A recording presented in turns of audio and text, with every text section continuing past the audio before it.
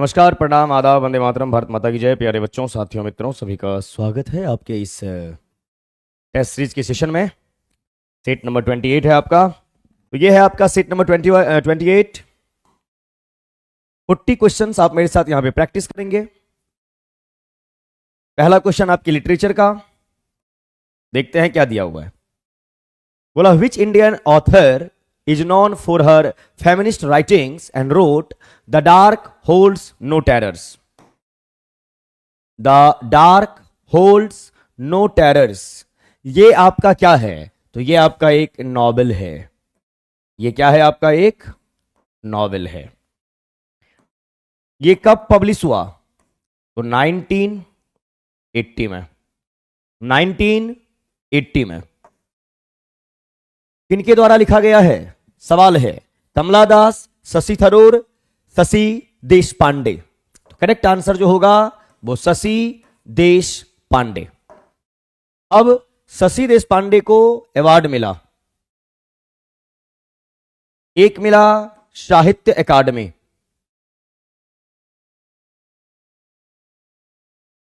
साहित्य अकादमी, और एक मिला पद्मश्री। पद्मश्री साहित्य अकादमी मिला 1990 में, पद्मश्री मिला 2009 में। क्लियर है? कमला दास, इनके बारे में कई बार आपको बता चुके हैं। इनका सबसे पहले पेन नेम क्या है? कई बार मैं बताया हूं आपको। कमला दास का पेन नेम क्या है? माधवी कुटी। माधवी कुटी, ये इनका क्या है? पेन नेम है। इनका ओरिजिनल नेम क्या है? ओरिजिनल नेम कमला सुरैया। कमला सुरैया। ये कहां से बिलोंग करती है? इंडिया में केरला। जैसे रविंद्रनाथ टैगोर बंगाल से, तो ये केरला से है ना। मलयालम लैंग्वेज की राइटर थी, बाद में इंग्लिश की बनी। कमला दास, इनकी ऑटोबायोग्राफी है। कौन सा? इनकी ऑटोबायोग्राफी। क्या नाम है उस ऑटोबायोग्राफी का? और आज सेशन के लास्ट तक आप लोग बने रहेंगे। कुछ स्ट्रेटजी तैयार की गई है, लास्ट में शेयर करूंगा। ऑटोबायोग्राफी, क्या नाम है उस ऑटोबायोग्राफी का? My story. माय स्टोरी किन्होंने लिखा है? कमला दास, माधवी कुटे, कमला सुरैया। शशि थरूर, ये आपको मालूम होना चाहिए, Indian politician, Indian writer, Indian diplomat. Shashi Tharoor news में रहने वाले। शशि थरूर आपके कांग्रेस पार्टी के सीनियर लीडर हैं, बहुत पढ़े लिखे हैं। ये भी केरला से बिलोंग करते हैं। इनका एक वॉक है, why I am a Hindu. Why I am a Hindu, है ना। शशि थरूर जी का एक वॉक है। तो करेक्ट आंसर था the dark holds no terrors, option Shashi Deshpande. Shashi Deshpande, ये आपको ध्यान जरूर रखना है। क्लियर? बहुत बढ़िया, बहुत अच्छे। चलिए, प्रिया Yadav ji, good evening. Good evening जी। क्वेश्चन नंबर सेकंड है, the novel a fine balance is authored bye. A fine balance is authored bye. तो सबसे पहले ये क्या है? तो ये नॉवेल है, यहां लिखा जा चुका है। अब ये पब्लिश कब हुआ? तो 1995 में। 1995 में। इज ऑथर्ड, देखिए लिखने के लिए क्या क्या वर्ड आता है ये समझ लीजिए। लिखने के लिए वर्ड आता है आपका राइट। राइट का मतलब लिखना। AUTHOR, ये नाउन भी है, वर्ब भी है, ऑथर। और एक वर्ड होता है पेन। पेन भी नाउन है और वर्ब है। हु पेन्ड दिस, अगर ऐसा लिखा हुआ है who wrote this, who wrote it, यानी किन्होंने लिखा। अब इसी रोट के जगह पे रोट नहीं लिखा हुआ है, ऑथर्ड लिखा हुआ है। ऑथर हमारा वर्ब हो गया। और यहीं पे आपका ना रोट है ना ऑथर्ड है, पेन लिखा हुआ है, PENNED। तो ये आपको मालूम होना चाहिए, ये हमारे क्या है? वर्ब्स हैं। क्लियर? क्या है? वर्ब, लिखने के सेंस में। अ फाइन बैलेंस जो कि पब्लिश हुआ 1995 में, authored bye, Vikram Seth, Arundhati Roy, Rohinton mystery. Rohinton mystery है ना, ये नाम है रोहिंटन, आपको अंग्रेज नाम लगता होगा। ये इंडियन बॉर्न कैनेडियन राइटर हैं, इंडियन बॉर्न कैनेडियन राइटर हैं। इसका क्या मतलब हुआ? इंडिया में पैदा हुए, बाद में कनाडा शिफ्ट हो गए।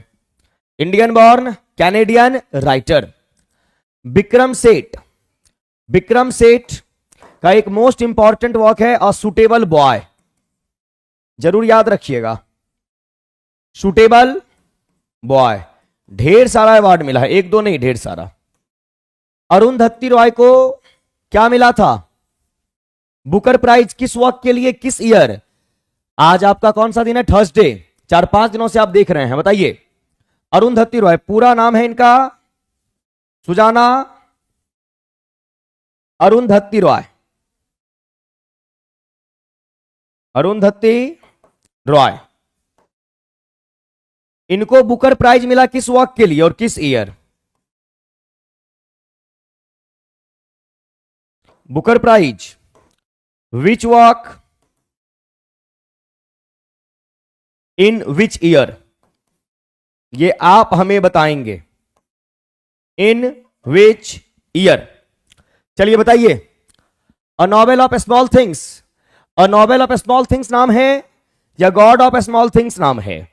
ईयर बताइए, ये आपको बताना है ना। A god of small things maybe 2006, नहीं, 2006 में मिला है किसको?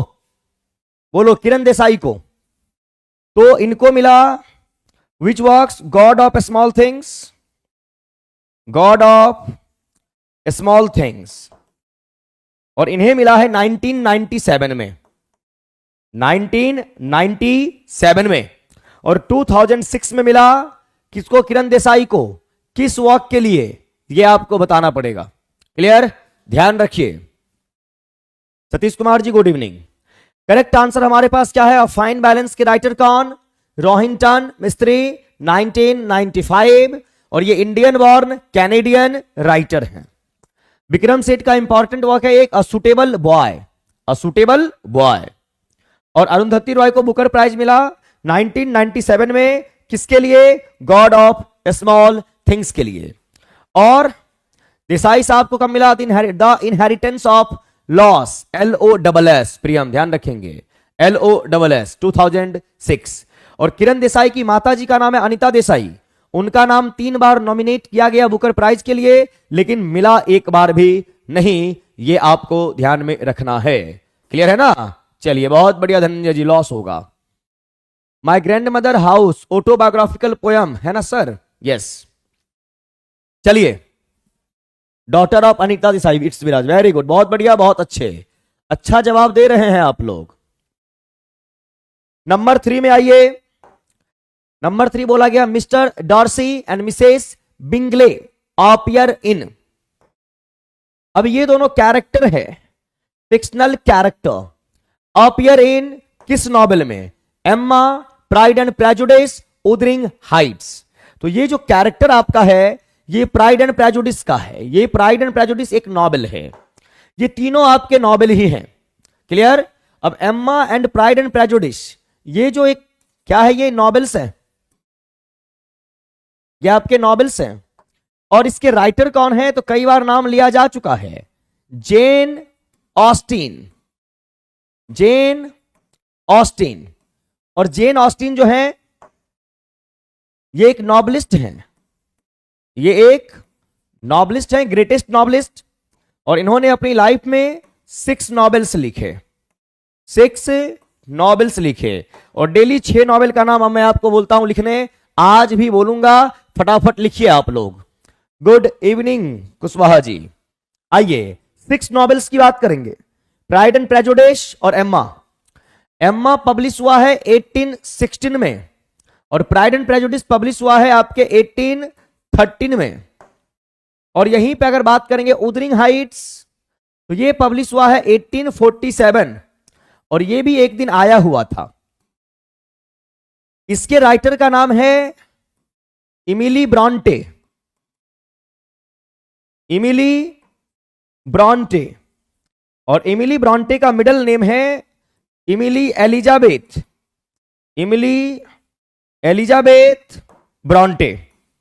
और टीआरई 2.0 में उदरिंग हाइट के एक फिक्शनल कैरेक्टर पे क्वेश्चंस बना था, इसलिए कैरेक्टर जानना बहुत जरूरी होता है। और इसी के रिगार्डिंग मैं आप सभी के लिए यूट्यूब पे फिर से मिल रहा हूं, वो टाइम बताऊंगा सेशन के लास्ट में। फिक्शनल कैरेक्टर, और कौन सा वो कैरेक्टर है जिसके बारे में टीआरई 2.0 में पूछा गया, तो वो कैरेक्टर है आपका हेथक्लिफ। हेथक्लिफ, तो हेथक्लिफ एक फिक्शनल कैरेक्टर है उदरिंग हाइट्स नॉवेल का, जिसके राइटर हैं इमिली एलिजाबेथ ब्रॉन्टे। और इमिली एलिजाबेथ ब्रॉन्टे जो हैं ये अमेरिकन राइटर हैं, ये अमेरिकन राइटर हैं, ये आपको ध्यान में जरूर रखना है। Clear? Emma Mansfield park, sense and sensibility, persuasion, pride and prejudice, Northanger Abbey, Anamika, very good, बहुत बढ़िया, है ना। चलिए, Elizabeth Bennet, Mr Darcy, Mrs Bingley, characters of pride and prejudice, Gopal ji बहुत बढ़िया, लाजवाब। जेन ऑस्टिन, वेरी गुड, बहुत बढ़िया। प्रियंका भारती, बहुत अच्छे। विराट, बहुत बढ़िया। आ जाओ यहां, नंबर 4 की बात करेंगे। Question number 4, who was Horatio in Hamlet bye Shakespeare. अब होरेशियो जो है, आप यहां पे हैमलेट की बात कर रहे हैं, 2-4 कैरेक्टर लिखेंगे, आपको बताना है कौन सा किनका है। हैमलेट, सबसे पहले आप ये बताइए, ये हिस्ट्री है, ये कॉमेडी है, या ये ट्रेजेडी है। हिस्ट्री, कॉमेडी या फिर ट्रेजेडी, किनका भैया? तो शेक्सपियर साहब का वो लिखा हुआ है। किनका? तो विलियम शेक्सपियर साहब का। इसमें एक कैरेक्टर है आपका हैमलेट, एक है क्लॉडियस, एक है गर्ट्रूड, और एक है किंग ऑफ डेनमार्क। आपको बताना है किसका किससे क्या कनेक्शन है। ये क्लॉडियस कौन, ये हैमलेट कौन, ये गर्ट्रूड कौन, ये सारे कैरेक्टर्स के नेम हैं। होरेशियो इज हैमलेट क्या है? किंग। किंग तो भैया डेनमार्क के कोई और है, वो हैमलेट के कौन है आप बताएंगे। विलेन है, विलेन तो ये नहीं है। बैगर भी ये नहीं है। करेक्ट ऑप्शन क्या होगा? अब देखिए, आपने बोला है ट्रेजेडी, वेरी गुड, बहुत बढ़िया, बहुत अच्छे। क्या है ये? तो ये एक ट्रेजेडी है। और ट्रेजेडी बोलने के साथ आपको याद होना चाहिए कि हैमलेट एक रिवेंज प्ले है। रिवेंज का मतलब होता है बदला लेना, रिवेंज प्ले है। और रिवेंज प्ले लिखने का काम, रिवेंज प्ले लिखना स्टार्ट किया था थॉमस कीड ने। थॉमस कीड ने, और थॉमस कीड विलियम शेक्सपियर के कंटेम्पररी हैं। और इनका एक प्ले है the Spanish tragedy, the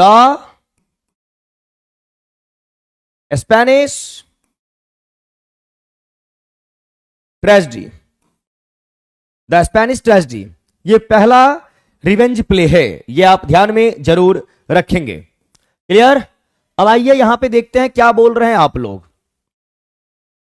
Claudius is the uncle and present king of Denmark. Hamlet Shakespeare, Horatio is a friend, very good. Revenge play है, लॉन्गेस्ट ट्रेजेडी है, रिवेंज भी है, very good. Gertrude is the mother, हाँ very good, बहुत बढ़िया। आ जाइए, तो यहां पर फ्रेंड है और यहां पे एक भी ऑप्शन में नहीं दिया गया। करेक्ट ऑप्शन आपका हो जाएगा ई, है ना। तो भैया ये जो है ये अंकल हैं किसके? हैमलेट के। ये माता जी हैं, मदर। और वहां का जो किंग था ओरिजिनल, ये इसके क्या थे? पिताजी थे, यानी फादर। ये कैरेक्टर सब आपको ध्यान में रखना पड़ेगा। और इसी कैरेक्टर को लेके मैं आपको फिर मिलूंगा यूट्यूब पे, कब से सब बताएंगे आपको लास्ट में। करेक्ट ऑप्शन क्या हो गया? E for elephant. Number 5, from which book of Thomas Hardy. चलिए मुझे आप लोग थॉमस हार्डी का बर्थ और इनका डेथ बताइए फटाफट। थॉमस हार्डी बर्थ और डेथ आपको भैया बताना है। From which book of Thomas Hardy is this line taken? The school master was living the village and everybody seemed sorry. किस नॉवेल से लिया गया है? थॉमस हार्डी आपके नॉवलिस्ट हैं, ये आपको मालूम होना चाहिए। ये क्या है बंधु आपके? तो ये आपके नॉवलिस्ट हैं, उपन्यासकार। और Jude and obscure, far from madding crowd, the darling thrush. एक इनका इंपॉर्टेंट नॉवेल है किनका? थॉमस हार्डी का, मेयर ऑफ कास्टर ब्रिज। जरूर आप इसके बारे में पढ़िएगा, मेयर ऑफ कास्टर ब्रिज। जरूर आपने नाम सुना होगा। यह भी एक नॉवेल है किनका भैया? थॉमस हार्डी साहब का। आइए बंधु, तो ये कहां से? जूड एंड ऑब्सक्योर से, फार फ्रॉम मेडिंग क्राउड से, द डार्लिंग ट्रस्ट से। तो ये तीनों नॉवेल जो हैं, तीनों नॉवेल हैं। और किसके नॉवेल हैं? तो भैया थॉमस हार्डी साहब के। तो आज आपने थॉमस हार्डी साहब का यहां पर 4 नॉवेल्स का नाम जाना, थॉमस हार्डी। और ये लाइन कहां से? तो जूड एंड ऑब्सक्योर से। फार फ्रॉम मेडिंग क्राउड नहीं, द डार्लिंग थ्रश नहीं। आपको बताना है बर्थ और डेथ। किनके बारे में बात करेंगे? 1840 टू 1928। जिन भी लोगों ने लिखा है बिल्कुल आपका मामला फिट है, ध्यान रखेंगे, है ना। तो बर्थ और डेथ का तो 1840 1928, बहुत बढ़िया। 1840 एंड 1928, जबरदस्त। आगे बढ़ते हैं। Number 6, who is the hero of Henry fielding novel Joseph Andrews? Henry fielding एक नॉवलिस्ट हुए। हेनरी फील्डिंग कौन हुए? नॉवलिस्ट। अब आपको बताना है क्या? तो सबसे पहले इनकी नेशनैलिटी अमेरिकन है, इंग्लैंड है, इंग्लिश है, अफ्रीकन है क्या? फिर इनका बर्थ और डेथ, फिर इनका बर्थ और इनकी डेथ, ये आपको बताना है। चलिए, हेनरी फील्डिंग का एक नॉवेल है जोसेफ एंड्रयूज। यानी जोसेफ एंड्रयूज क्या है? ये एक नॉवेल का नाम है। जोसेफ एंड्रयूज क्या है? ये नॉवेल का नाम है। आप कंफ्यूज हो सकते हैं कि ये राइटर का ही तो नाम नहीं है। नहीं, जोसेफ एंड्रयूज ये नॉवेल का नाम है और हेनरी फील्डिंग राइटर का नाम है, यानी कि नॉवलिस्ट का नाम है। ये आपके नॉवलिस्ट का नेम है, उपन्यासकार। इसमें हीरो यानी कि प्रोटैगोनिस्ट, कई बार हीरो वर्ड का जिक्र नहीं होता, प्रोटैगोनिस्ट वर्ड का जिक्र होता है। प्रोटैगोनिस्ट वर्ड का जिक्र होता है, एक्टर, अभिनेता। तो कौन है? Sir Thomas Bobby, Parson Adams, Joseph Andrews. तो हीरो जो इसमें है, जो प्रोटैगोनिस्ट हैं, वो आपके जोसेफ एंड्रयूज ही हैं। ये जो सर थॉमस बॉबी एक कैरेक्टर यहां दिया गया, ये एक डिसीज्ड पर्सन है।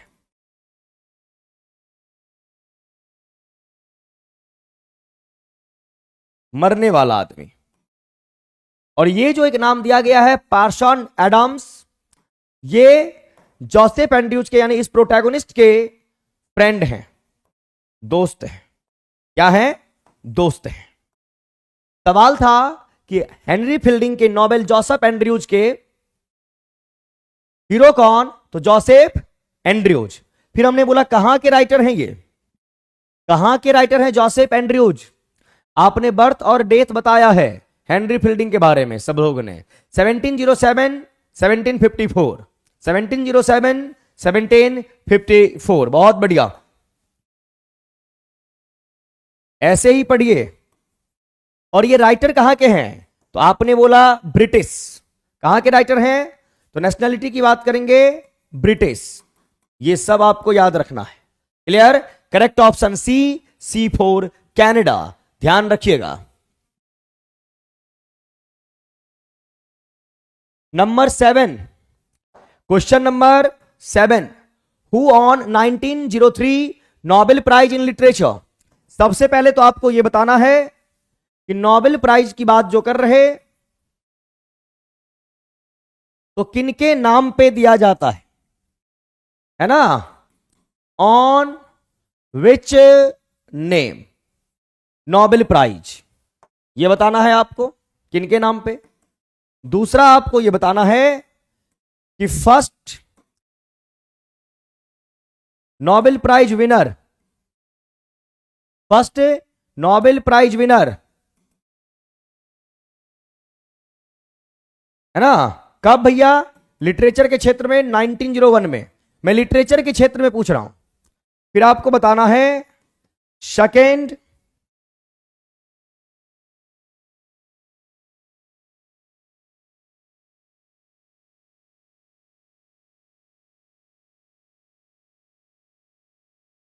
आइए, सेकेंड आपके हो गए कौन?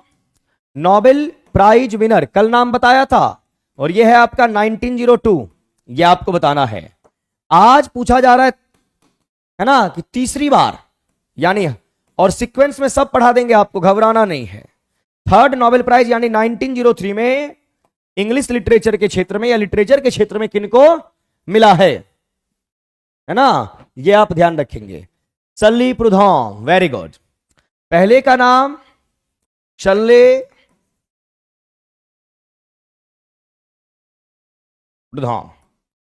सेकेंड की बात करेंगे, सेकेंड में भी नाम बताएंगे आप। वो तो बोलिए, कोई नहीं लिखा सेकेंड का नाम, और तेरी सेकेंड का नाम कल ही बताए हैं। ठीक से नेम बताएगा प्लीज, नेम बताइएगा। सही सही नाम बता रहे हैं। सेकेंड का नाम बताइए। थर्ड का नाम आपका देखिए क्या है, कौन? Jose S Gray. इनको मिला है 1904 में। ये फोर्थ है आपके। सल्मा लेजरॉफ, सल्मा लेजरॉफ जो है, इनको मिला है नोबेल प्राइज 1909 में, और ये फर्स्ट लेडी है नोबेल प्राइज लेने वाली, पहली लेडी, फर्स्ट लेडी है ना, नोबेल विनर, पहली महिला है ना नोबेल प्राइज पाने वाली। और इनको कब मिला? 1909 में, 1909 में। क्लियर? अब आइए थर्ड की बात करेंगे। थर्ड में कौन? तो आपके बच्चे कौन? इनका क्या पढ़ोगे आप? जॉन स्टर्जेन या जॉन जोन। बी साइलेंट होगा, ये ध्यान में आपको रखना है। 1902 में मिला थियोडोर। ये सब नाम याद रखना आपको, आपके लिए टफ हो सकता है। मॉमसेन है ना, ये आप ध्यान में रखेंगे। और इस तरीके से आपको डेली मिलेगा क्वेश्चन, तो वो पूरा लिस्ट आपको याद हो जाएगा। क्लियर? ध्यान रखेंगे आप। अब इनका नाम ऐसा ही रहता है, क्या करोगे? ऐसे ये लोग लिखते हैं, ऐसे ये लोग बोलते हैं। क्लियर? तो ये नोबेल वाला आपको याद रखना है। और बाद बाकी और भी राइटर का नाम आपको बता चुके हैं। जैसे मैं आपसे फटाफट पूछ लेता हूं, बताइए बंधु, W.B. इट्स को नोबेल प्राइज कब मिला? बताते जाना है। G.B. शॉ को नोबेल प्राइज कब मिला? रुडयार्ड किपलिंग को नोबेल प्राइज कब मिला? ये सब हम आपको बता चुके हैं। Rudyard Kipling. फिर बात करेंगे अर्नेस्ट मिलर हेमिंगवे। हेमिंगवे को कब मिला? फिर आपको हमने एक बताया Eugene O'Neill. Eugene O'Neill American writer हैं, होटल में पैदा हुए, होटल में ही मर गए। और एक नाम है आपका विलियम फॉकनर। विलियम फॉकनर, ये भी आपके कहां के राइटर? American writer. इनको कब मिला? ये सब तो आप बार बार पढ़ते हैं। बताइए, नाम लेके बताना है। Very good. Sully Prudhomme. भाई साहब धनंजय जी कहां रहते हैं? डब्ल्यू बी ईट्स के बारे में बात करेंगे तो 1923 में, जीबी सॉ 19 कहां 25 में, रुडयार्ड किपलिंग 1907 में, हेमिंगवे 1954 में, यूजीन ओनील 1936 में, और विलियम फॉकनर कब होगा, फटाफट बताना है आपको। 1932 में किनको मिला, 1932 में नोबेल प्राइज किनको मिला बताइएगा। 1932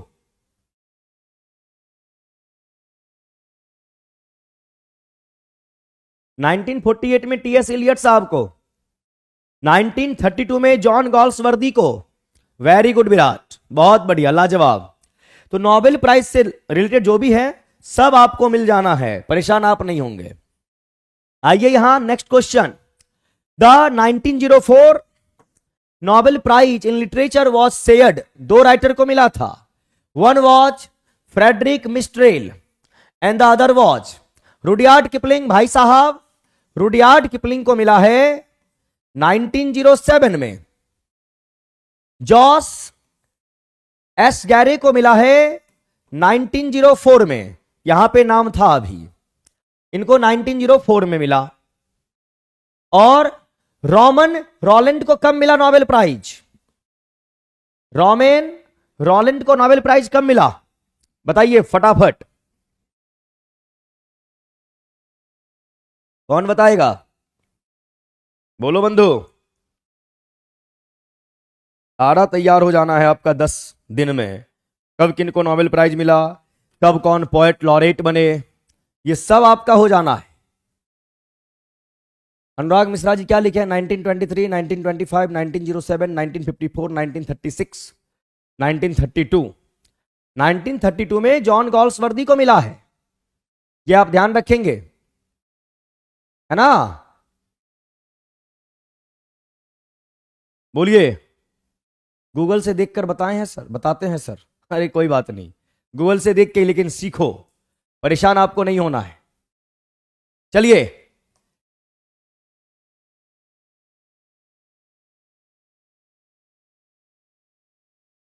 सिक्सटीन, ध्यान रखेंगे। आइए इधर, तो ये आपके कितने ढेर सारे राइटर हो गए, देखिए इनको बार बार देखेंगे, बार बार देखेंगे, काम आपका बन जाना है, ठीक है ना। गूगल से ही देख के बताइए, लेकिन भैया आप बताइए जरूर, है ना, बताना है, इस बात का ध्यान रहे। नंबर 8 हो गया। नंबर 9, चाय पी लूं थोड़ा सा,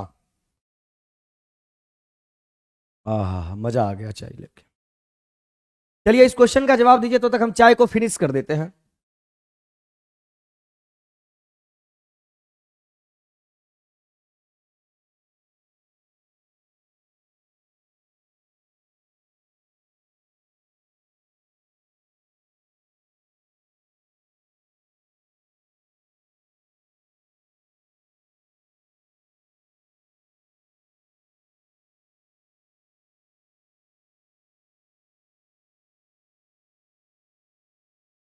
नाइनटीन 1949 में ब्रदर मनीष जी,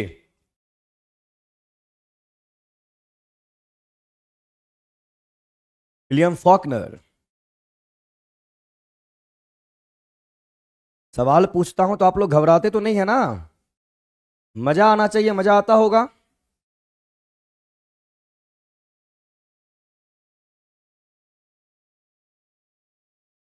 आइए बंधु, डेक्टाइल 10 लाइन्स, वेरी गुड, बिल्कुल नहीं सर जी।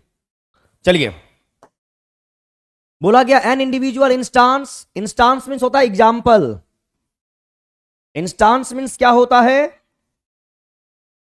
बंधु, उदाहरण, that is taken as the representative of a general pattern is called inversion.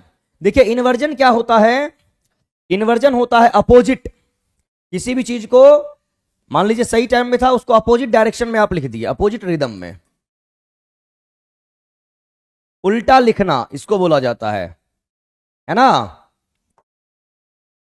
Dactyl 10 lines में होती है, डेका, और एग्जाम्पल की बात की गई तो बोला गया an individual instance that is taken as the representative of a general pattern is called example. Instance means example ही होता है, ध्यान आप रखेंगे। Dash is one word that a writer question होना चाहिए यहां पे, that are questions to govern several successive words and clauses, है ना। बोला गया डैश इज वन वर्ड, एक वर्ड है और उसका कई मीनिंग निकल के आता है ना, अलग अलग सेंस में आप इस्तेमाल कर रहे हैं। कुमकुम कुमारी, बहुत दिनों के बाद आप सेशन में लाइव देख रहे हैं। कुमकुम, कहां रहते हैं आप? आइए, स्टाइल बायोग्राफी जिग्मा, ये फिगर ऑफ स्पीच जिग्मा है और इसमें एक वर्ड होगा यानी सेम वर्ड, इसके होंगे multiple meanings. Same word multiple meanings. बोलेंगे सर ये कैसे? मैंने बोला ही lost his mobile and his temper, यानी उसने खोया अपना मोबाइल भी अपना टेम्पेरामेंट भी, और दोनों के लिए क्या इस्तेमाल है? लॉस्ट। तो ये एक वर्ड इसको भी रिप्रेजेंट कर रहा, इसे भी रिप्रेजेंट कर रहा, है ना, और इसी को बोला जाता है option C for Canada. Style का मतलब तो मेथड हो गया, कुछ भी हो गया, या स्टाइल ऑफ राइटिंग के लिए एक वर्ड आता है जॉनर, है ना, इसको बोलते हैं style of writing, style of writing. Biography क्या होता है? बायो मीन्स होता है लाइफ, आज अपने वोकैब बैच में ये वर्ड पढ़ाया था। बायो का मीनिंग लाइफ और ग्राफ का मीनिंग होता है राइट करना या बंधो डिस्क्राइब करना। क्लियर है ना? तो करेक्ट ऑप्शन हो गया सी फॉर कनाडा। ठीक है, चलिए, फन भी नहीं, फन में क्या होता है ना, वो एक टाइप का फन है, मजे के लिए बोलते हैं, उसमें ह्यूमर होता है फन में। ठीक है भाई साहब, सर डेटा खत्म रहता है, आपका क्लास सुबह देखती हूं। Okay, very good. कल का भी क्लास लाइव ना देखा, सुबह में देखा, वेरी गुड। चलिए, बहुत बढ़िया। अब यहां आ जाइए, हाँ, प्लेइंग वर्ड्स बोल सकते हैं। अब आपका 11 में क्या है? Who wrote the play a raisin in the sun, a raisin in the sun, addressing racial and social issues. और इसका थीम क्या है? तो ये रेशियल यानी रंग भेद नीति, सोशल इशूज जो होते हैं भेदभाव सबका, है ना, 1950s में उस पे लिखा गया रेशिन इन द सन। किन्होंने लिखा? लॉरेन हैंसबेरी ने, ऑगस्ट विल्सन ने, टेनिस विलियम्स ने। ये तीनों आपके अमेरिकन राइटर हैं और आपके लिए नया नाम होगा, लेकिन आपको घबराना नहीं है ना, आपके लिए हर एक काम यहां किया जा रहा है। और जो आज मैं लास्ट में बताने वाला हूं, आप अगर कर लिए तो फिर टीआरई 4 आपका पक्का है। लॉरेन हैंसबेरी, और उसके लिए आपका 1 रुपया खर्च नहीं होगा, समय आपका मैं चाहूंगा कि आप हमें दें। ऑगस्ट विल्सन और टेनिस विलियम्स, ये तीनों हमारे अमेरिकन राइटर हैं, ये आपको ध्यान में रखना है, ब्रिटिश नहीं है। चलिए, अगर आप इन तीनों का बर्थ और डेथ जानते हैं तो जरूर कमेंट कर दीजिए, और नहीं जानते हैं तो परेशान नहीं रहना है कि मुझे तो नहीं मालूम। नहीं मालूम है, आज नहीं मालूम है, कल मालूम चल जाएगा। करेक्ट ऑप्शन हो गया ए फॉर आगरा और एसीन इन द सन। पब्लिश कब हुआ भैया? पब्लिशिंग ईयर कोई बताए मेरे को, पब्लिश कब हुआ ये भी बताइए। आगे आइए, विच author is associated with the term southern Gothic. सबसे पहले एक टाइप होता है गॉथिक। गॉथिक का मतलब होता है related to horror, related to horror, related to horror या negative things. Negative things clear है ना, ये ध्यान रखेंगे। Gothic novel. And wrote a good man is hard to find, a good man is hard to find. Clear है ना? कौन लिखे हैं? William Faulkner. अभी जस्ट आप इनके बारे में पढ़े। सबसे पहले विलियम फॉकनर का फुल नेम आपको बताना है, और ये आप बताएं क्योंकि इनके बारे में बता चुका हूं। तो सबसे पहले आप बताएंगे फुल नेम, और उसके बाद इन्हें नोबेल प्राइज कब मिला, इन्हें नोबेल प्राइज कब मिला, ये आपको बताना है। यूडोरा वेल्टी, ये भी अमेरिकन राइटर हैं। फ्लैंड्री ओ कॉनर, ये भी अमेरिकन राइटर। ये तीनों आपके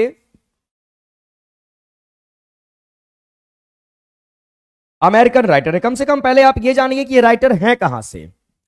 तो विलियम फॉकनर का फुल नेम कौन कौन बताया है? Very good. फ्रैंकेनस्टीन, फ्रैंकेनस्टीन के राइटर कौन है Gopal ji? William Cuthbert Faulkner. Very good Geetanjali. Frankenstein के राइटर कौन गोपाल जी? फुल नेम इनका हो जाएगा, इनका मिडिल नेम हो जाना है क्यूथवर्ट, है ना? नोबेल प्राइज कब मिला? नोबेल प्राइज कब मिला इनको? 1954 में। धनंजय गुप्ता जी 1954 में अमेरिकन राइटर ही हैं। कौन, क्या नाम है? अर्नेस्ट मिलर हेमिंगवे को मिला। अर्नेस्ट मिलर हेमिंगवे को मिला, यह आपको ध्यान रखना है। और फ्रैंकेनस्टीन के राइटर हैं मेरी शैले। मेरी शैले जो कि पीवी शैले की सेकंड वाइफ है। क्लियर? पीवी शैले की पत्नी। Very good. Good evening mister Hayan ji, कहां रहते हैं? 2 दिन से आप दिखाई नहीं दे रहे थे। Nobel prize 1949 William Faulkner. Very good. Varsha, Manish, Geetanjali, Kumkum Kumari, Dhananjay ji सही किया आप। वेरी गुड, है ना? प्रेम के गोपाल यादव जी। 1948 में गोपाल जी टीएस इलियट को नोबेल प्राइज मिला था, ध्यान रखिए, है ना?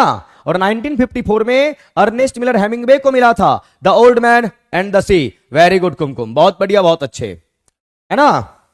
तो ये 1949 ये आपको ध्यान में रखना होता है। और ये मैं पढ़ा चुका हूं, इसीलिए मैं आपसे जानने की कोशिश भी करता हूं। जिसके बारे में नहीं बताया है बताएंगे, तब आपसे हम पूछेंगे और आपको बताना पड़ेगा। वेरी गुड, बहुत बढ़िया, लाजवाब। प्रिया, शोभा, कुमकुम, वेरी गुड। लेकिन बाद में सेशन जरूर देख लें बंधु, इस बात का ध्यान रहे। नंबर 13 है principle of literary criticism and practical criticism are the works of. 2 works का नाम है literary criticism, principle of literary criticism and practical criticism are the works of. ये किनके द्वारा लिखा गया? Matthew Arnold, T S Eliot, I A. Richards, है ना? चलिए, तो ये लिखा गया है आई.ए. रिचर्ड्स के द्वारा। और मैं आपसे जानना चाहूंगा कि आई.ए. रिचर्ड्स का फुल नेम क्या है? आई.ए. रिचर्ड्स का फुल नेम क्या है? टीएस इलियट का फुल नेम क्या है? बताइए फटाफट। मैथ्यू अर्नोल्ड के बारे में बात करेंगे। हां, फुल नेम आई.ए. रिचर्ड्स, फिर इनका बर्थ और फिर इनकी डेथ, ये भी मैं आपसे ही जानना चाहूंगा। मैथ्यू अर्नोल्ड जो है ये विक्टोरियन एज के राइटर हैं और बहुत बड़ा नाम है विक्टोरियन एज। और विक्टोरियन एज की बात करेंगे तो 1837 1901, है ना? पैदा हुए हैं ये अर्नोल्ड साहब 1822 में, डेथ होती है 1888 में। टीएस इलियट और आई.ए. रिचर्ड्स फुल नेम क्या है? Ivoire Armstrong Richards. Very good. Ivoire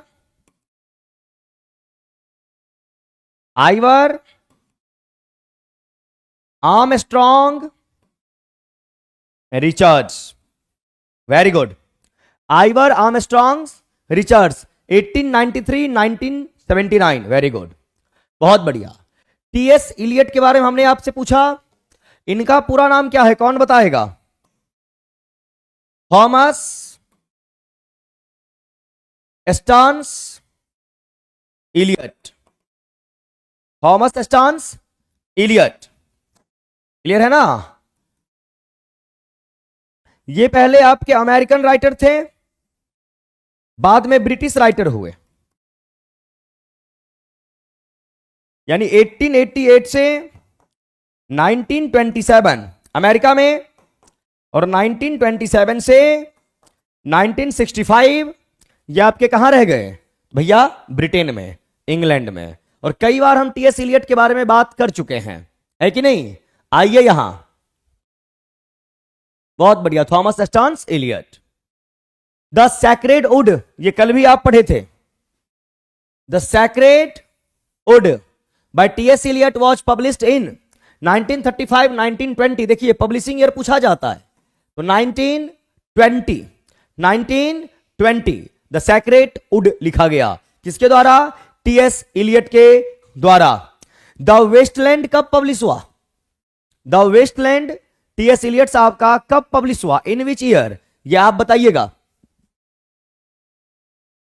the full form of एमएलएटी, ये इंग्लिश पेडागोजी का क्वेश्चन यहां पे आ गया। द फुल फॉर्म एमएलएटी होता है modern language aptitude test. Modern language aptitude test.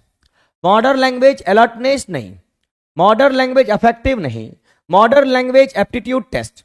Correct option C for Canada. Clear? 1922 में कौन सा? The Wasteland. The Wasteland, very good, बहुत बढ़िया, बहुत अच्छे, लाजवाब। तो ये आपका था इंग्लिश लिटरेचर के क्वेश्चंस। कैसा लगा आप सभी को यहां तक का मामला? इन्हीं को डाउट भी है? डाउट आई थिंक होना नहीं चाहिए, अगर हो तो डाउट को क्लियर कर लेना है, इस बात का ध्यान रखेंगे। और मैं बिल्कुल स्लो मोड में आपको पढ़ा रहा हूं, घबराना नहीं है। तो बंधु ये है आपका कुछ बैच जो आप जान लीजिए। यह है आपका धाकर बैच। कौन सा बैच? धाकर। अभी आप इंग्लिश लिटरेचर के क्वेश्चन को प्रैक्टिस कर रहे थे ना मेरे साथ, तो ये इंग्लिश लिटरेचर का बैच है आपका धाकर बैच।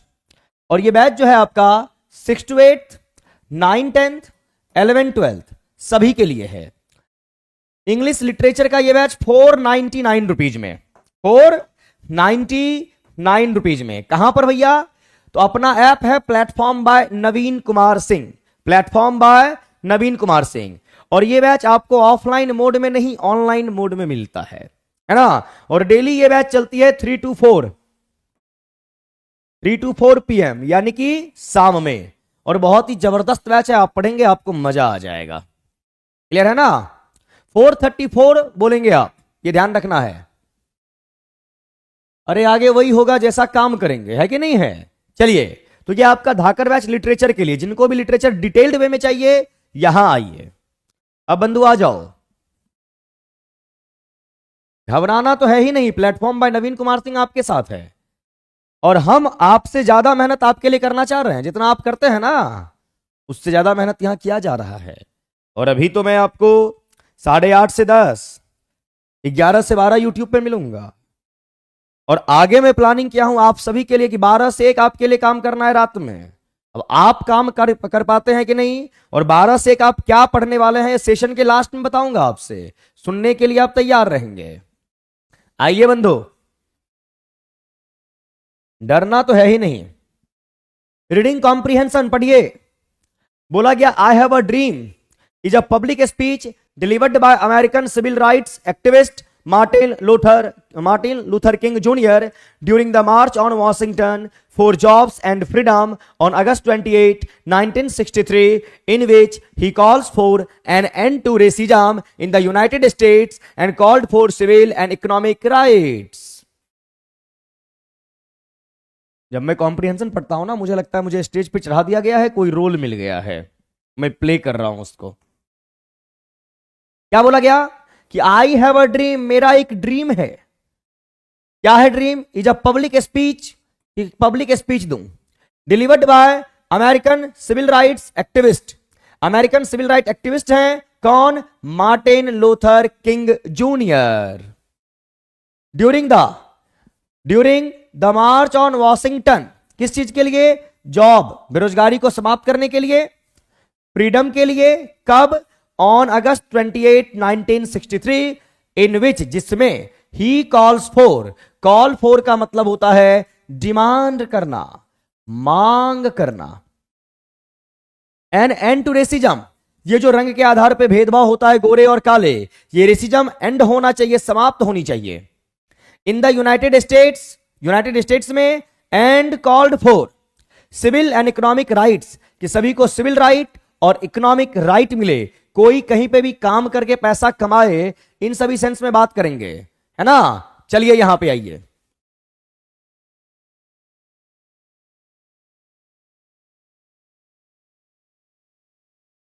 आइए।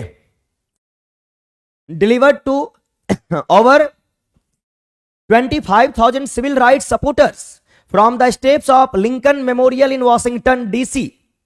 The speech was a defining moment. Defining का मतलब क्या होता है, जो किसी भी चीज को परिभाषित करे, यानी शानदार, of the civil rights movement.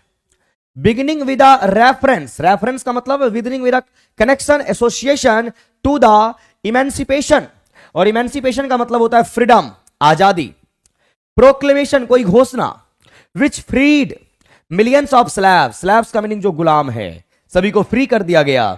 In 1863 king observes that, ये जो आपके मार्टिन लूथर किंग जूनियर हैं, ये क्या ऑब्जर्व करते हैं, 100 years later, यानी 100 साल के बाद भी, द नेग्रो एक कम्युनिटी है ना, एक ट्राइब है, जाति है, जनजाति है, स्टिल इज नॉट फ्री, यानी 100 साल हो गए अमेरिका को आजाद हुए, लेकिन नेग्रो जो कम्युनिटी जो अमेरिका में रहती है वो आज भी फ्री नहीं है। Toward the end of the speech, और अपने स्पीच के अंत में, किंग डिपार्टेड, किंग चले जाते हैं, चले गए, from his prepared text for a partly improvised, क्या बोल, इंप्रूव करना, पैरोडेशन ऑन द थीम, पैरोडेशन का मतलब किसी बात को कहना, आई हैव अ ड्रीम, कि मेरा एक ड्रीम है, prompted by Mahalia Jackson's cry, tell them about the dream, Martin उसको अपना ड्रीम बता रहे। In this part of the speech which most excited the listeners and has now become its most famous, King described his dreams of freedom and equality arising from a land of slavery and hatred. जैसे ये speech deliver करना start किया, लोग मंत्रमुग्ध हो गए, सुनने लग गए, और इन्होंने स्लैबरी को समाप्त करने की बात की, हैट्रेड नफरत को समाप्त करने की बात की। जॉन मैकहेम राइट्स, जॉन मैकहेम उस समय के एक राइटर हुए जो लिखते हैं विद अ सिंगल फ्रेज में, Martin Luther King junior joined Jefferson and Lincoln in the ranks of men who have shaped modern America, जिन्होंने मॉडर्न अमेरिका को एक शेप देने का काम किया। The speech was ranked the top American speech of the 20th century in a 1999 poll of scholars of public address. क्या हुआ?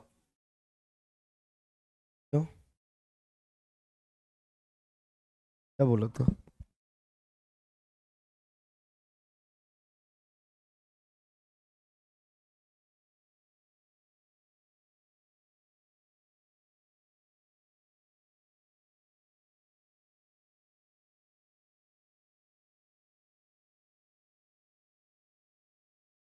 What issues does Martin Luther King speak? हो गया, अच्छा। Poll of scholars of public address, छोटा सा passage था जी, ओ तेरी, मजा नहीं आया, आप लोगों को भी नहीं आया होगा। What issues does Martin Luther King's speech address? Continuation of racism, end to racism and civil and economic rights, civil rights। तो ये क्या बोले थे, किस इशू को लेके बात कर रहे थे? तो ये जो कॉन्टिन्यू है रेसिज्म, यानी रंग भेद की नीति, गोरे काले, ये सब, इसको समाप्त करना, इस विषय पे बात किए थे। And to racism and civil and economic rights, economic rights को समाप्त करने की बात थोड़े ना किए थे, रेसिज्म को समाप्त करने की बात किए थे, सिविल और इकोनॉमिक राइट की नहीं, और सिविल राइट्स की नहीं, continuation of racism. 17 what pushes King to speak I have a dream, ये आई हैव अ ड्रीम बोल के क्या प्रस्तुत करना चाह रहे हैं? He reads out the Emancipation proclamation, freedom की बात कर रहे हैं। ही इज प्रॉम्प्टेड बाय महिला Jackson, he is overwhelmed by the crowd, यानी भीड़ से ओवरवेल्म्ड हो गए, मंत्रमुग्ध हो गए, ये नहीं, he reads out the Emancipation proclamation, ये आपको ध्यान रखना है। आई थॉट टुमारो, हाँ बिल्कुल सर, आप जो भी पढ़ाते हैं मजा आता है। चलिए वेरी गुड, बहुत बहुत बहुत धन्यवाद आपका। हाँ नहीं Kumkum, end of racism and civil right नहीं, सिविल राइट को तो लाने की बात किए थे, समाप्त करने की बात थोड़ी ना किए थे। वो बात को समझिए। From the last paragraph give me one word to leave. Leave का मतलब होता है प्रस्थान करना, तो डिपार्टेड। इंप्रोवाइज का मतलब सुधार करना, एमेलियोरेट, AMELIORAT। और प्रोक्लेमेशन का मतलब होता है अनाउंसमेंट, ANNOUNCEMENT, अनाउंसमेंट। 19 की बात करेंगे। What is the name of the Martin Luther Kings famed speech. यानी मार्टिन लूथर किंग जो दिए यहां पे, एम से कैपिटल होना चाहिए था। फेम्ड स्पीच कौन सा है? The Emancipation Proclamation, an improvisation, a peroration. What is the name Martin Luther King famed speech? उस स्पीच का क्या नाम था बताइएगा, फटाफट बताना है आपको। 19 क्वेश्चन क्या होना चाहिए? द इमेंसिपेशन प्रोक्लेमेशन, बिल्कुल यही तो है आपका। Front of home Dutch King speech, किसके सामने भाषण दिए? The civil right supporters, his friend Lincoln. The civil right supporter, वहां पे 25,000 लोग खड़े थे, इस सेंस में बात की गई है। 20। अब यहां पर आ जाइए 21 से 25, और ये है आपका बंधु क्या? तो कॉम्प्रिहेंशन पैसेज। कॉम्प्रिहेंशन पैसेज की बात आप करेंगे। क्या लिखा गया है ध्यान से देखना है। I first got to know about the Arctic Circle in my geography class when I was 12 years old. The dash of a land where the sun never sets was fascinating. ये वो लैंड है जहां सूर्य कभी अस्त होता नहीं। I cannot remember what exactly made me so dash about this phenomenon, but I can recall myself dash about places where I can witness one. The beauty of Norway enthralled me in no time, and it became number 1 on my travel bucket list. When I was starting out to travel around the world for a year in April 2014, I dash Scandinavia. Scandinavia एक जगह का नाम है। From the list, too expensive, I thought. 2 months later, when I was traveling in Poland, I realized it would be a shame to come so close to Norway and yet not see its many wonders. So I booked the train reservation and headed for Norway. Headed for का मतलब Norway की ओर अग्रसर हुआ। For a few days, Norway did not dash the majestic mountains.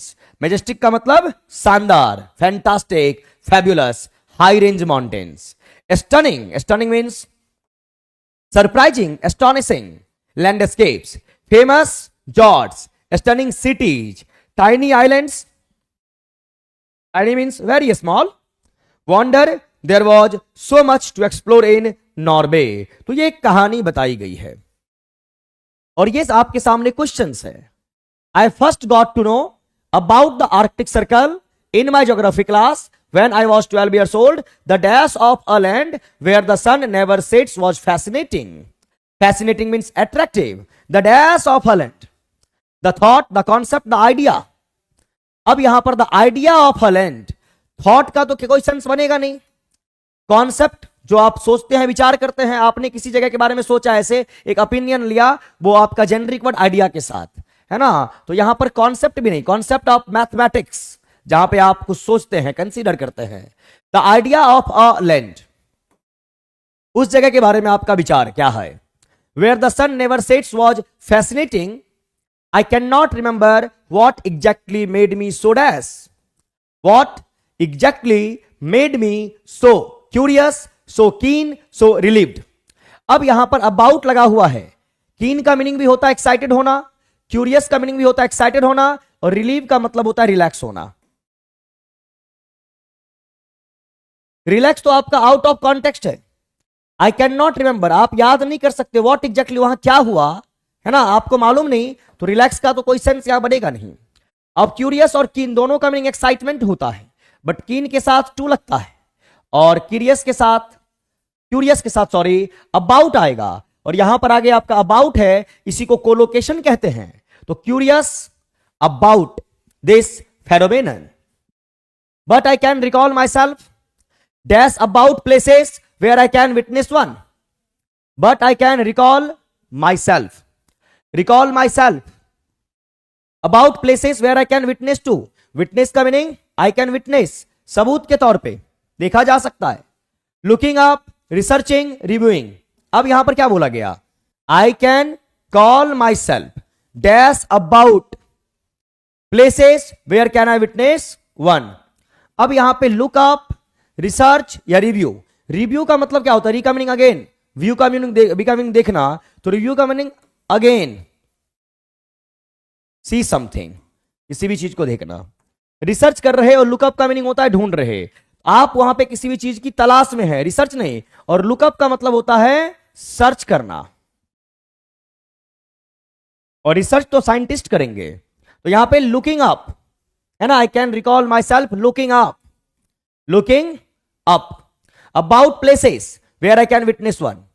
The beauty of Norway, enthralled, enthralled का मतलब होता है fascinated me in no time and it became number 1 on my travel bucket list.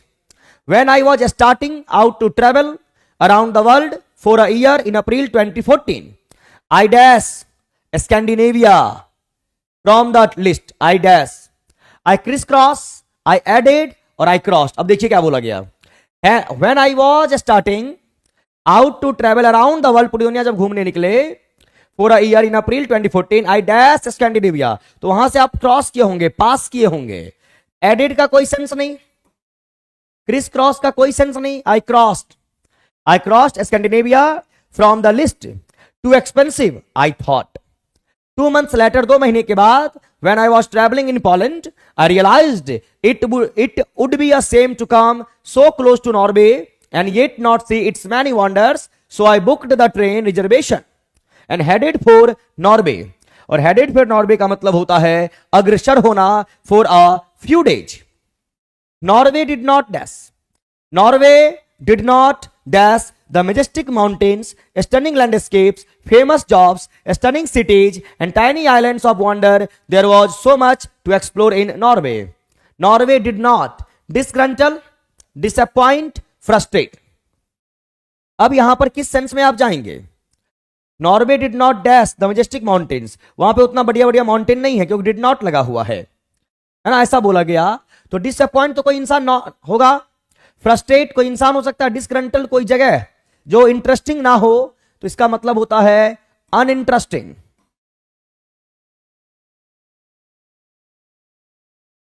तो क्या हो जाना है, डिसग्रंटल, और डिड के बाद वर्ब का first form disgruntle. The majestic mountains, stunning landscapes, famous jobs, stunning cities and tiny islands of wonder. There was so much to explore in Norway. ये आपको ध्यान में रखना है। नहीं, लुकअप होता है किसी भी चीज को सर्च करने के सेंस में, खास करके जब बुकिश वर्ड की बात करें, lookup the meaning of this word in the dictionary, इस सेंस में बात करेंगे आप।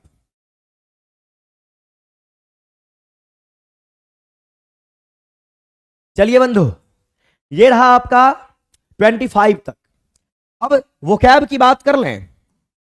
वोकैब तो अभी तक आप ग्रामर कर चुके, पैसेज कर चुके। अब आइए वोकैब की दुनिया में वर्ड आपका आया है मिस प्राइज। अब मिस प्राइज की बात करेंगे तो प्राइज का मीनिंग होता है अवार्ड, और मिस किसी भी वर्ड के पहले आए ये आपका हो जाता है नॉट के सेंस में नेगेटिव। जैसे मिस, क्या बोलोगे, मिस इंफॉर्मेशन यानी बैड इंफॉर्मेशन। तो मिस प्राइज का मीनिंग होता है आपका वर्ब, और ये अपने आप में है नेगेटिव वर्ड। और मिस प्राइज का मतलब होता है जब किसी भी चीज से आप नफरत करते हैं, हेट। नफरत करने के लिए हेट वर्ड है, डिटेस्ट है DETEST, लोथ है LOATHE, नफरत करना। एक वर्ड आपका HATRED हैट्रेड होता है, और इन सभी के लिए आपका रूट वर्ड होता है कौन सा, फोबिया, फोब और फॉबिक, है ना। फोबिया, फोब एंड फॉबिक, ये आपको ध्यान में रखना है। क्लियर। फोबिया आपका होता है एब्स्ट्रैक्ट नाउन, फोब आपका होता है कॉमन नाउन, और फॉबिक के सब लास्ट में सफिक्स IC, तो वर्ड आपका एडजेक्टिव हो जाएगा। दुनिया का कोई भी वर्ड अगर उसके लास्ट में IC लगा हुआ रहे तो उस वर्ड का पार्ट्स ऑफ स्पीच आपका होता है एडजेक्टिव। तीनों का मीनिंग होता है नफरत करना या डरना। ये ध्यान में रखेंगे। इस तीनों वर्ड का मीनिंग या तो फियर है या आपका हैट्रेड है। डेस्पाइस का मतलब क्या होता है? हेट। डेस्पाइस मीन्स हेट यानी कि नफरत। ये आपका लिखा हुआ है, तो करेक्ट ऑप्शन आपका सिनोनिम ए हो गया। ट्रेड्यूस। ट्रेड्यूस का मतलब होता है किसी भी चीज को शांत करने के लिए ट्रूस वर्ड का भी इस्तेमाल किया जाता है, काम। इरोनियस का मतलब होता है इनकरेक्ट, जो चीज सही नहीं है। यहां पे ER वर्ड का इस्तेमाल है, अर। इसको आप बोलते हैं इनकरेक्ट, INCORRECT, इनकरेक्ट। अब यहां पे आ जाइए, तो मिस प्राइज वर्ड का मीनिंग क्या हो गया? A for Agra, despise. क्या हो गया? डेस्पाइस। ध्यान आपको रखना है। लुक फॉर मतलब सर्च करना होता है। I am looking for my mobile. Very good, बहुत बढ़िया। नेक्स्ट आइए, एंटोनिम बोला गया इंसोलेंट। इंसोलेंट वर्ड का मीनिंग क्या होगा? सबसे पहले वर्ड के लास्ट में ENT आया हुआ है। कई बार आपको बता चुके, किसी भी वर्ड के लास्ट में ANT हो या ENT हो, उस वर्ड का पार्ट्स ऑफ स्पीच जो होगा वो आपका एडजेक्टिव होगा। और वहीं पे अगर ANT के लास्ट में ANC और ENT के लास्ट में ENC हो, तो उस वर्ड का पार्ट्स ऑफ स्पीच आपका होता है क्या? एडजेक्टिव नहीं, क्या बोलोगे इसको? Abstract noun. एब्स्ट्रैक्ट नाउन, ये आपको ध्यान में जरूर रखना है। क्लियर? यहां पर वर्ड आया इंसोलेंट, तो इस वर्ड का पार्ट्स ऑफ स्पीच आपका होगा एडजेक्टिव। और ये जो वर्ड है आपका, ये वर्ड है आपका नेगेटिव। इस वर्ड का मीनिंग क्या होगा इंसोलेंट का? तो इस वर्ड का मीनिंग हो जाएगा एरोगेंट। एरोगेंट यानी घमंडी,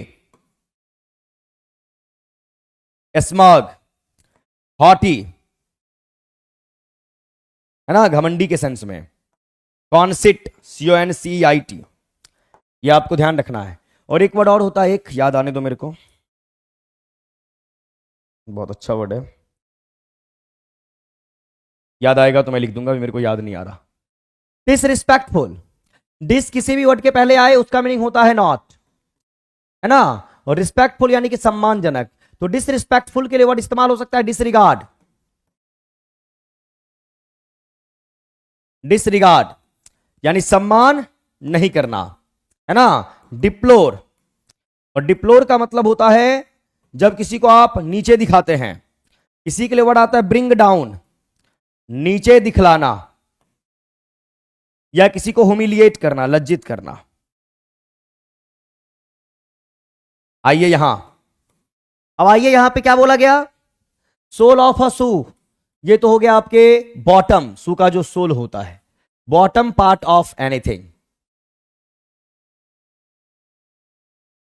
बॉटम पार्ट ऑफ एनीथिंग, सबसे नीचे का हिस्सा। और इनसॉल्युबल, इनसॉल्युबल का दो मीनिंग होता है। एक जो घुले नहीं, यानी कि नॉट सॉल्युबल, नॉट सॉल्युबल यानी जो सॉल्वेंट ना हो, जो विलायक ना हो।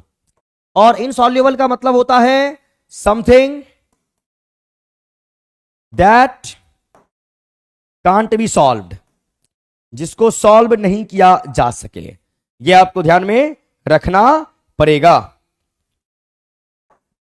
हाँ, याद आ गया मेरे को यहां पे इंसोलेंट के लिए वर्ड जो मैं यहां याद कर रहा था, सुपरसिलियस, SUPERCILIOUS। सुपरसिलियस होता है बंधो एरोगेंट या घमंडी के सेंस में। 28 की बात करें तो prices of grain have risen in the retail markets due to shortage but wholesalers have their store house grain. One word पूछा गया आपसे, तो their store house of grain, जहां पे अनाज को रखा जाता है उसे आप क्या कहते हैं? बार्न उसे आप बोलते हैं BARN, है ना। Grain and animals, grain and animals house, तो जहां पे जानवर को और जानवरों के चारा को रखा जाता है बार्न कहलाता है। ग्रैंडरी जहां पे अन्न दाना रखा जाता है, करेक्ट ऑप्शन बी। ये आपका कोई वर्ड ही नहीं है, NERE नहीं, NARY होता है, तो ये स्पेलिंग ही रॉन्ग है, ये आपको ध्यान में जरूर रखना है। क्लियर? स्टोरी पढ़ा दीजिए। कौन सा भैया? नरेश कुमार जी, कौन सा स्टोरी पढ़ना है? सेशन के लास्ट तक बने रहे, बहुत कुछ आपको मैं आज बताने वाला हूं।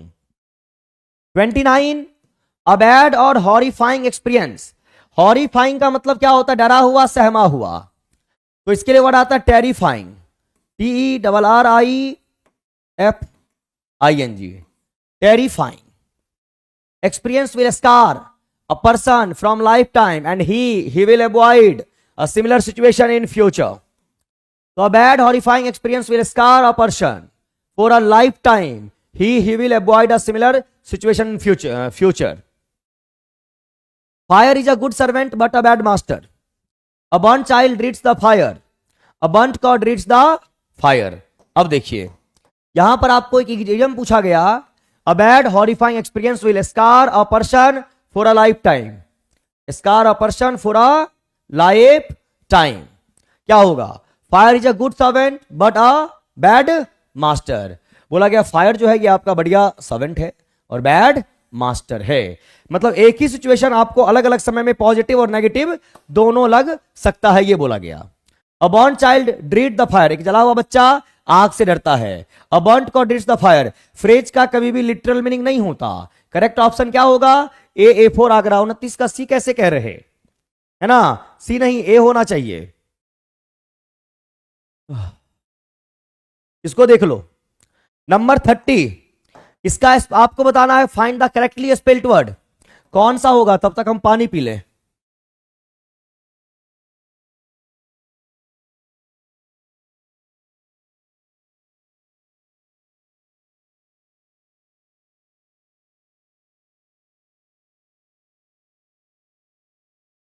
बोलिए क्या होगा इसका?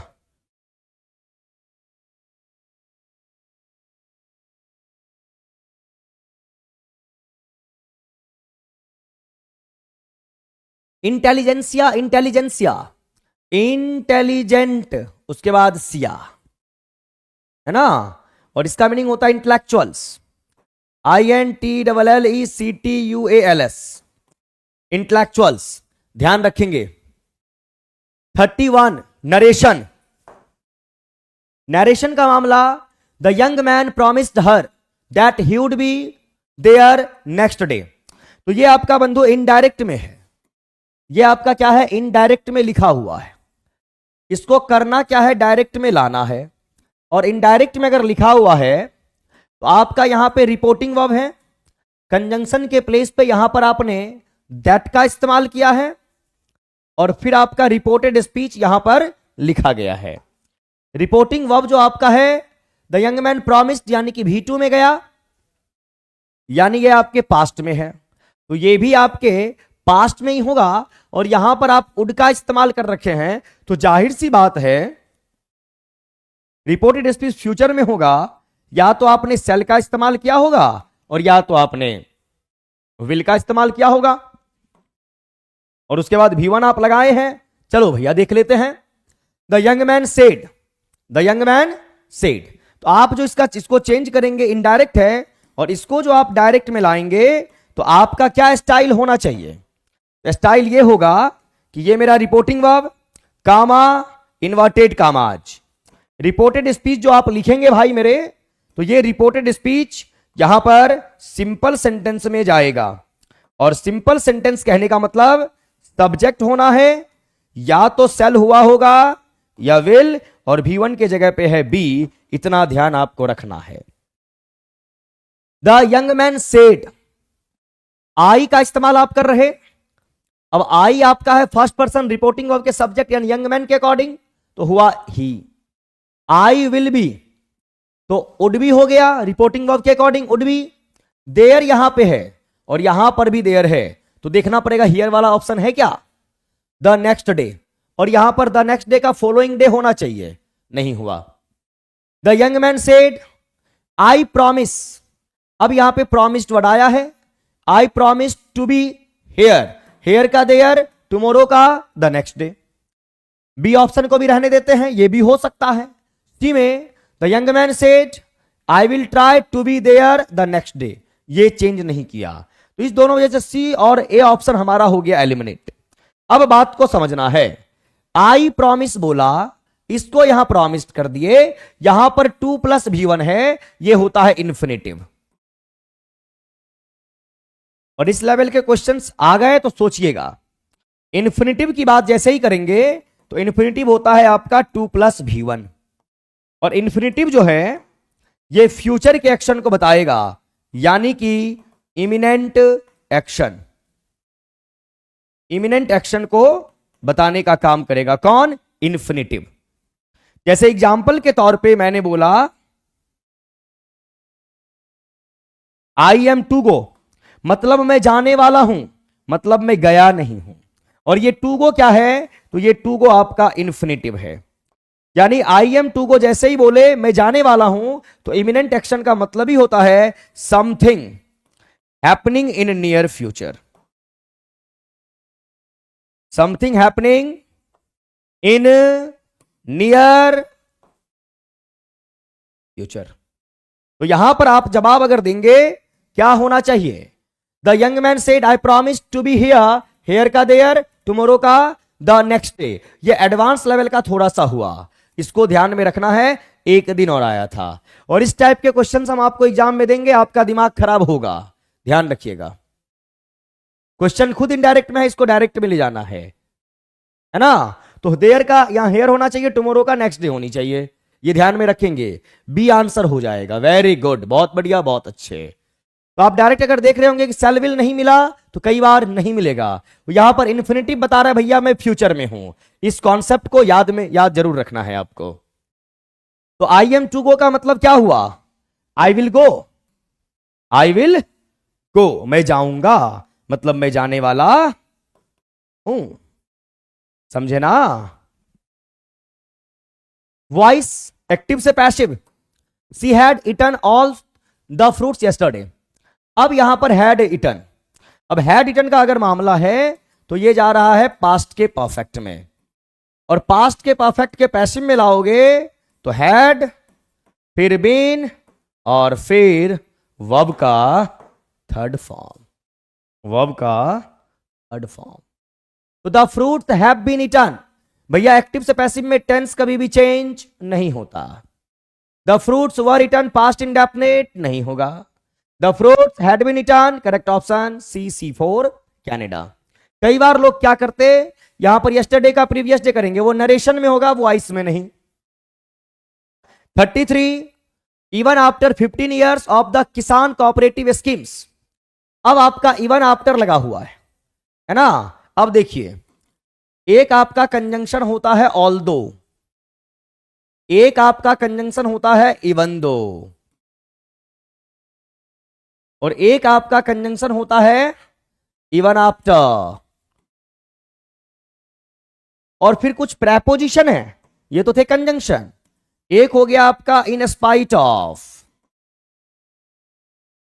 और एक आपका हो गया स्पाइट, सॉरी डेस्पाइट, DSPIT। तो ये बतलाता है कॉन्ट्राडिक्शन को, और कॉन्ट्राडिक्शन का मतलब होता है opposite feeling. Contradiction means opposite feeling. अब यहां बंधु ध्यान से देखिए बात को, even after 15 years of the kisan cooperative schemes I find a lack of, I find a lack of. और लैक ऑफ का मतलब क्या होता है? इनसफिशिएंस, यानी किसी भी चीज में आपको कमी दिख रहा है, कोई चीज सफिशिएंट मात्रा में नहीं है। I find a lack of cognizance, misunderstanding, ingratiating. अब यहां पर क्या है, इसके साथ आप जाएंगे कि 15 साल के किसान कोऑपरेटिव स्कीम के बावजूद भी लैक ऑफ क्या है? अवेयरनेस वहां पे नहीं दिख रहा। क्या आंसर कर रहे? कोई सी कर रहा, कोई बी कर रहा है ना। आंसर होगा क्या? अवेयरनेस अभी भी नहीं दिख रहा। और कॉग्निजेंस वर्ड का मीनिंग होता है अवेयरनेस, इसलिए बोलता हूं वो कैब की समझ होनी चाहिए। इनग्रेटिएटिंग का मतलब होता है किसी भी चीज को यूनाइटेड फॉर्म में ला देना। और मिसअंडरस्टैंडिंग यानी गलत समझना, करेक्ट ऑप्शन ए हो गया। 34, he lives in Asia since 1995. अब यहां पर सिंस का जिक्र है और यहां पे 1995 का जिक्र है, टाइम बोला गया। यहां पर लिव्स की बात कर रहे तो V5, और V5 हो गया प्रेजेंट का इंडेफिनिट, प्रेजेंट का इंडेफिनिट। और प्रेजेंट के इंडेफिनिट में इन जनरल देखिए टाइम के लिए प्रेपोजिशन फोर आता है। जैसे मैं बोलूं ही वॉक्स फॉर 30 मिनट्स, इसका मतलब यह हुआ कि वो 30 मिनट तक डेली टहलता है। ये यहां पर he lives in Asia since 1995। जब भी आप टाइम का जिक्र कर रहे हैं और कॉन्टिन्यूटी एक्शन में है, कॉन्टिन्यूअस एक्शन में, तो हैव होगा, हैज होगा और हैड होना है। फिर बिन का इस्तेमाल करेंगे और फिर वर्ब का फोर्थ फॉर्म आता है बंधु, ये ध्यान में रखेंगे। फिर आगे आप यहां पे सिंस या फोर का इस्तेमाल करेंगे टाइम को रिप्रेजेंट करने के लिए। तो he lives in Asia since, he had lived in Asia since, he lived, he has been living in Asia since 1925. C option, C4 Canada। 35 की बात करें, mister Mehta has been trying to develop a medicine for last 5 years। अब देखिए 4 का इस्तेमाल कर रहे time के लिए, 4 और सिंस, ध्यान से देख लो, 4 भी आता है टाइम के लिए और सिंस भी आता है टाइम के लिए। सिंपल फॉर्मूला है, 4 के साथ वैसा टाइम आएगा जो टाइम सिंगुलर और प्लुरल दोनों होगा। और सिंस में देखिए सिंस, एस से सिंस और एस से सिंगुलर टाइम, ऐसा टाइम जो सिर्फ और सिर्फ सिंगुलर रहे। जैसे मैंने बोला सिंस मंडे, आप नहीं बोलते फॉर मंडे, क्यों? क्योंकि हिंदी में बोला जाता है सोमवार से, आप नहीं बोलेंगे सोमवारियां से। मंगलवार से, मंगलवारियां से नहीं होता। जनवरी से, जनवरियां से नहीं होगा। 1947 से, 1947 से नहीं होगा। 5 बजे से, 5 बजिया से नहीं होगा। सुबह से, सुबह से, सुबह से नहीं होगा। कल से बोलोगे, कलों से नहीं होगा। तो याद रखने का फॉर्मूला बता दिया कि एस से सिंगुलर, एस से सिंस, तो सिंस मंडे यानी कि सोमवार से। फिर यहां बोले आप सुबह से यानी कि सिंस मॉर्निंग, शाम से सिंस इवनिंग, 1947 से सिंस 1947। आप बोलते हैं बचपन से, ना कि बचपनों से, तो सिंस चाइल्डहुड, सिंस चाइल्डहुड। तो ऐसा टाइम जो सिंगुलर फॉर्म में रहेगा बंधु, वहां सिंस लगाने का है। और जहां सिंगुलर प्लुरल दोनों हो जाए, 4 लगाने का। जैसे आपने बोला 4 अ डे, एक दिन से, 4 5 days, 5 दिनों से। 4 an hour, 1 घंटे से, 4 5 hours, 5 घंटे से। 4 a month, 1 महीना से, 4 5 months, 5 महीनों से। ध्यान आपको बंधु रखना है, क्लियर? ध्यान रहे। लेकिन यहां पर एक टर्म आता है, ध्यान देंगे। आपका अगर वर्ड आया हुआ है लास्ट या वर्ड आया हुआ है पास्ट, और यहां पर टाइम आ रहा है plural countable, plural countable, clear? तो आपको यहां पर लगाना होता है since, since last 4 months, since last 5 months, 4 months, जो भी आपको करना है, बस इतना ध्यान रख लीजिएगा। पिछले 6 महीने से, तो अगर पिछले 6 महीने से बात कर रहे, तो अभी आपका मान लीजिए 10 जनवरी है, तो जुलाई की बात आप कर रहे, और जुलाई की बात करेंगे तो जुलाई से, ना कि जुलाई से नहीं होगा। ये आप देखिएगा, क्लियर? तो करेक्ट ऑप्शन जो है वह आपका यहां हो जाएगा 3rd, 4 नहीं, यहां पर सिंस लास्ट 5 years, सी हो गया सेकंड ऑप्शन। और सेकंड, अगर सेकंड या थर्ड हुआ, एक यहां पे होगा ना, सेकंड नहीं थर्ड होगा, ध्यान रखना है। 36, ब्लाइंड मतलब विजुअल। भाई लाओ, जो ब्लाइंड है उनके लिए विजुअल यानी देखना जरूरी है, जो डेफ है उनके लिए सुनना जरूरी है। तो ऑडिटरी, ऑडिटरी, साउंड नहीं, हियरिंग नहीं, ऑडिटरी, क्योंकि AUD का मतलब होता है लिसन, और यहीं से तो वर्ड आता है audience, auditorium. Am I audible to you? क्या आप मुझे सुन पा रहे हैं उस कॉन्टेक्स्ट में? आइए 37, हियरिंग द डोर। अब ये आपका सेंटेंस अरेंजमेंट का मामला है। Hearing the door, D, to see if anybody just went out. तो hearing the door, to see का कोई सेंस तो बनेगा नहीं। अब यहां पर डी आपका हुआ नहीं। बी में सी दिया हुआ है। Hearing the door, slam. Slam का मतलब क्या होता है? आप मान लीजिए आवाज आपका आया, पीटा आपने किसी भी चीज को, आवाज हुई, दरवाजा खटखटाया आपने, that is called slam. Hearing the door slam violently, तो सी हो सकता है। उसके बाद B, he ran in alarm, he ran in alarm, B. उसके बाद A, to the window, D, to see if anybody just went out, तो B तो होगा ही। सी में hearing the door to the window, कोई सेंस नहीं बनेगा। 37 नहीं। 38, some of the students dash angry because they did not pass. अब यहां पर आपका लगा हुआ है सम, कॉन्सेप्ट को समझने का। सम है आपका, मोस्ट है और ऑल है।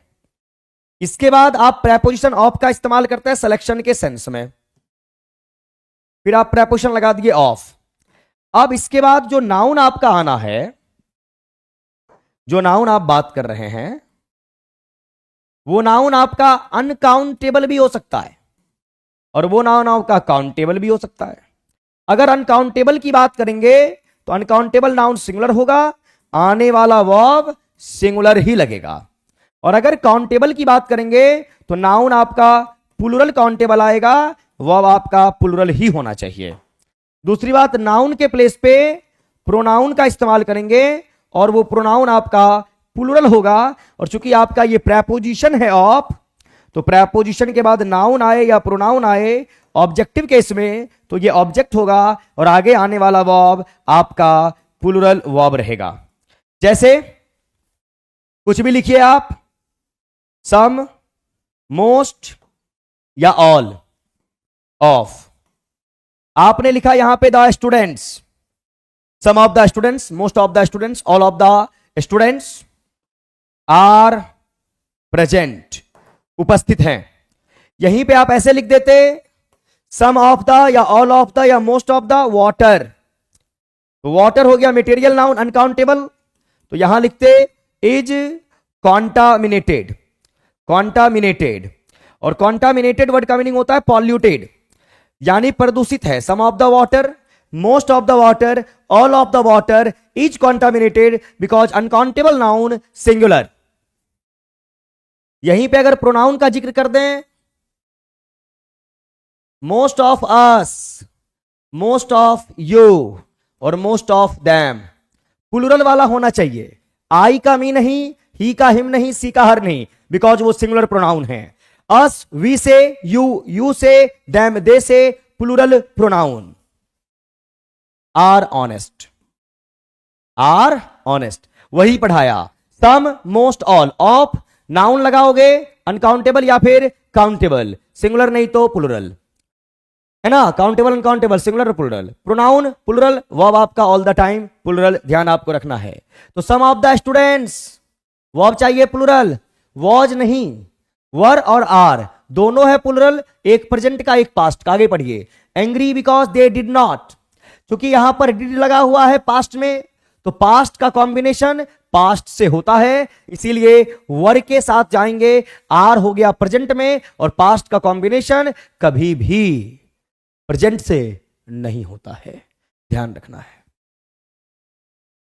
ठीक है, ध्यान रखना है।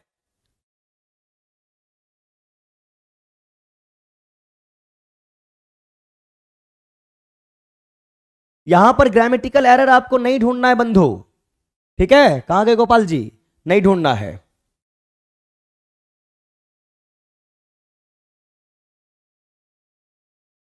देखो वहां पे द लगा देंगे ना, फॉर द लास्ट 3 years तो होगा सिंस लास्ट 4 years। द रहेगा फॉर, द नहीं है सिंस। ही डैश हिज हाउस 7 days अगो।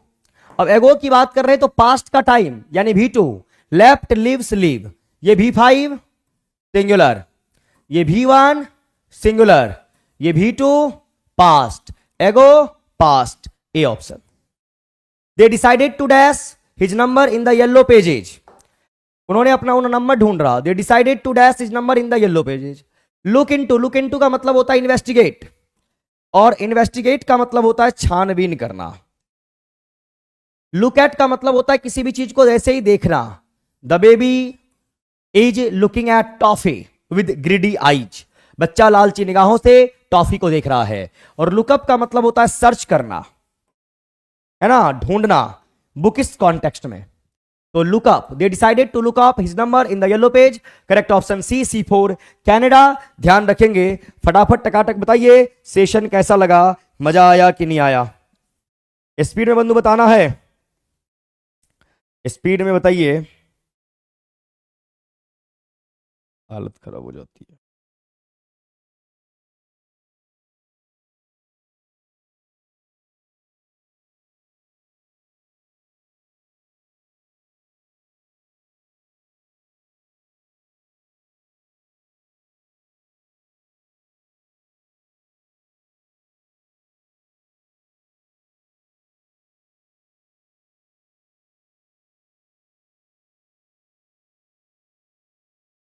आओ बंधु, हाँ आप कुछ बताने वाले थे, बिल्कुल।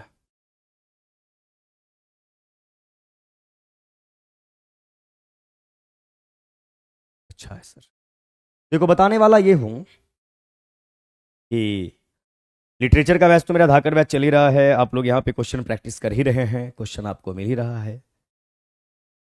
सेशन रात का क्लास 12 बजे तक हो जाता है, आपका एग्जाम नज़दीक आ चुका है, तो एज ए टीचर मेरी ड्यूटी बनती है कि मैं उन सारे चीज़ों को पढ़ा दूं जहाँ जो आपके लिए चैलेंजिंग हो सकता है ना। और वो काम मैं अपने पेड बैच में भी कर सकता हूँ, लेकिन पेड बैच में अगर करूँगा तो वहाँ बहुत सारे ऐसे बच्चे यहाँ हैं जो मेरे किसी बैच में नहीं है, बस टेस्ट का डिस्कशन देखने आते हैं, तो उन बच्चों के साथ हो जाएगी नाइंसाफी। इसीलिए सबसे पहले तो हमने टाइम डिसाइड किया है रात का 12 से 1, क्योंकि उससे पहले मेरे पास टाइम नहीं है। मेरा पहला बैच मॉर्निंग में स्टार्ट होता है 7 बजे से, पूरे दिन क्लास होती है, और अभी 11 से 12 भी आपका यूट्यूब सेशन होगा जहां आप मेरे साथ प्रेपोजिशन पढ़ेंगे। क्लियर? तो टाइम बचता है फिर वही रात में 12 बजे के बाद, तो 12 से 1 आपके लिए आएंगे। उस टाइम में करना क्या है कि जो इंपॉर्टेंट राइटर हैं अकॉर्डिंग टू क्रोनोलॉजी, जैसे मान लो ओल्ड इंग्लिश लिटरेचर मिडल की बात किए, मिडल इंग्लिश की बात किए, तो उसमें जो भी राइटर है, फॉर एग्जांपल ले लेते हैं जॉफ्री चौसर, तो एकदम सीक्वेंस में क्रोनोलॉजी के अकॉर्डिंग, है ना, मिडल इंग्लिश आए, जॉफ्री चौसर आए, उनका इंपॉर्टेंट वर्क जो बार बार एग्जाम में देखने को मिलता है ना, इंपॉर्टेंट वर्क। अब मान लीजिए किसी भी वर्क के बारे में बात कर लेते हैं, उस तरीके से मैं क्वेश्चन आपका सेट कर रहा हूं, बना रहा हूं। जैसे बात किए द कैंटरबरी टेल्स,